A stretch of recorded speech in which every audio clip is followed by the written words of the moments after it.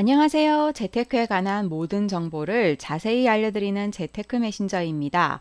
새 정부가 들어서면서 종부세 부담을 완화시키려는 노력을 하고 있는데요. 일부는 3분기에 개정하기로 했습니다. 또한 최근에 민주당도 종부세 개정안이 담긴 부동산 4법 발의안을 내놓았습니다. 민주당의 발의안이 통과될지 아닐지는 아직 알 수 없습니다만 투자자는 미리 공부하고 있어야 우왕좌왕하지 않고 준비할 수 있겠죠. 그래서 오늘은 종부세에 대해 싹 정리해 보려고 합니다. 현재 종부세 현황을 알아보고 추진 중인 종부세 개정안, 그리고 민주당의 개정 발의안 의도와 그 영향에 대해 알려드리겠습니다.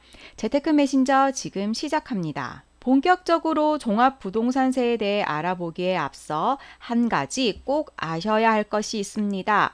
바로 취득세, 양도소득세 등 부동산 관련 세금은 모두 세대별 과세입니다. 하지만 종합소득세만 세대별 과세가 아닌 인별 과세입니다.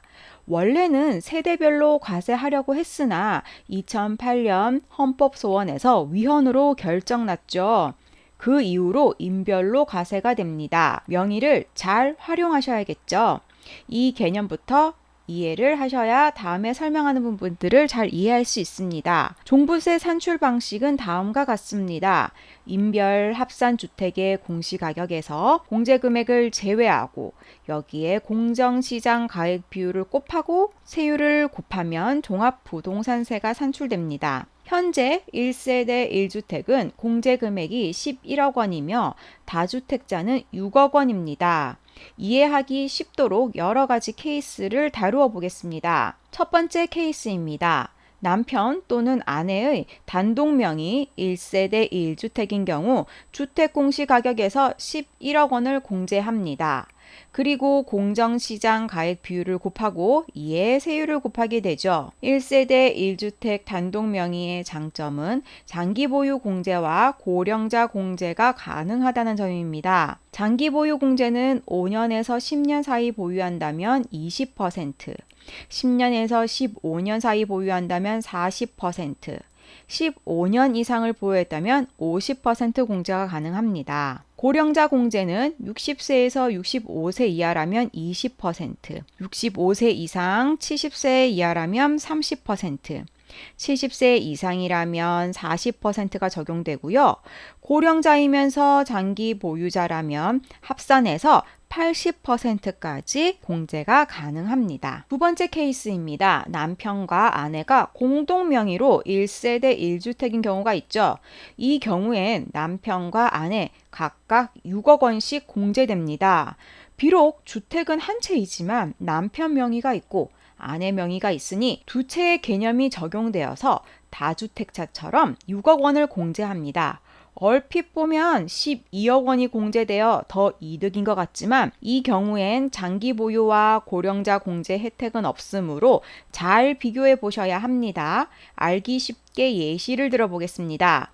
공시가격 20억 원인 아파트를 남편 또는 아내의 단독 명의 1세대 1주택이라면 20억 빼기 11억 원 하여 9억 원에 대해서만 종부세를 과세합니다. 하지만 같은 아파트를 남편과 아내가 공동 명의이고 지분율이 각각 50%로 같다면 남편은 10억 원, 아내도 10억 원의 아파트를 소유하고 있는 것이 되겠죠. 여기에 각각 6억 원을 공제합니다.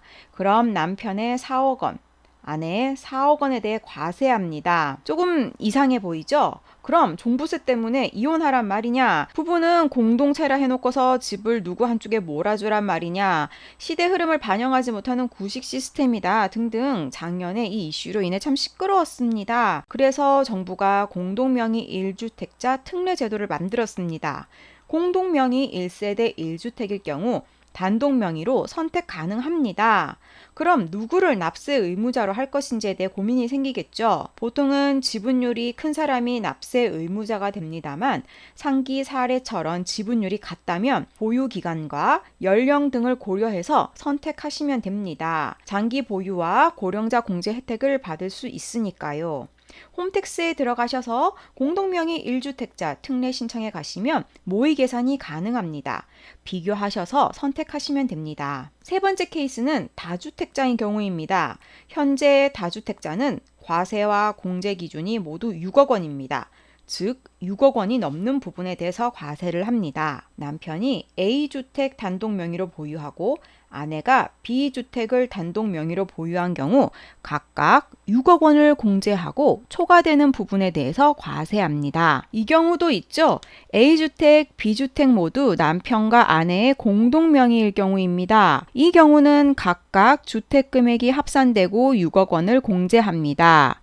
다주택자 세율이 적용되어 1주택자보다 세율이 훨씬 높습니다. 종부세 부담이 상당히 커질 수 있는 구조입니다.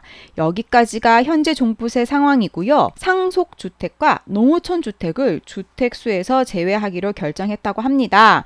3분기 중 가이드라인이 결정 나겠지만 거의 확실시 된다고 보셔도 될 것 같습니다. 기사를 보시겠습니다.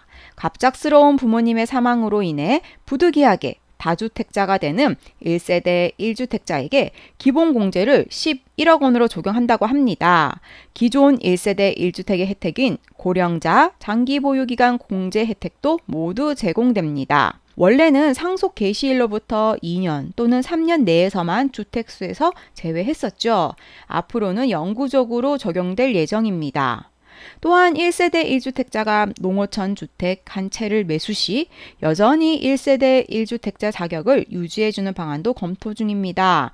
주말 농장 하시는 분께는 희소식이겠죠. 다만 이것은 종부세에 해당하는 것이고 팔 때, 즉 양도세는 전혀 다른 문제입니다.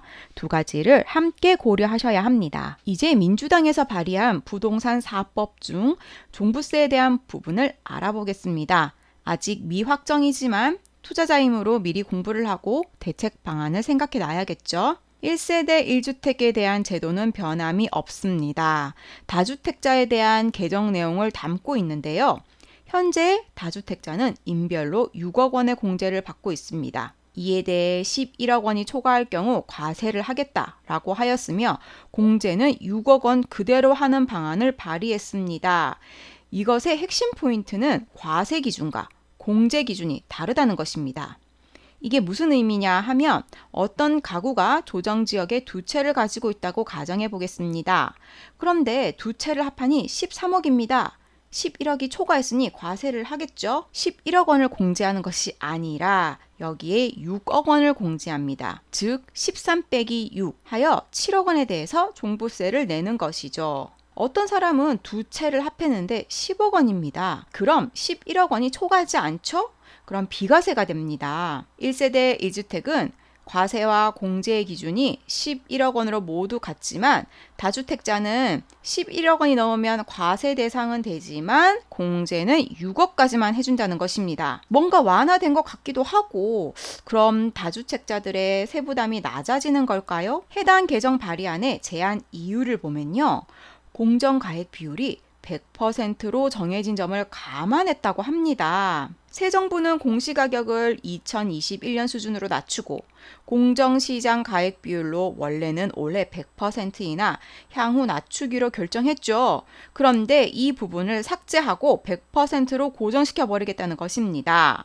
결국 과세 기준을 완화했다고는 하지만 합산 금액이 11억 원이 초과하는 다주택자들은 전혀 혜택이 없습니다. 도리어 공정시장 가액 비율이 낮아지지 않으니 과세 표준이 커져서 세부담이 증가합니다. 해당 발의안의 수혜자는 주택 합산 가격이 6억에서 11억 사이의 다주택자입니다. 소형 주택이나 저가 아파트를 다수 보유한 다주택자가 혜택을 보는 것이죠. 물론 이는 지금 통과될지 안 될지는 알 수 없습니다. 정기국회는 9월 1일부터 100일간 열립니다. 종부세 고지서가 11월경부터 전산작업 들어가는 점을 고려했을 때 시간이 좀 빡빡하죠? 그러면 8월에 열리는 임시국회를 생각해 볼 만합니다. 여기에서 통과가 되느냐, 되지 않느냐에 따라서 올해 다주택자들의 종부세 부담이 결정되겠습니다. 새로운 소식이 들리는 대로 알려드리겠습니다. 영상이 도움되셨다면 구독과 좋아요 부탁드립니다.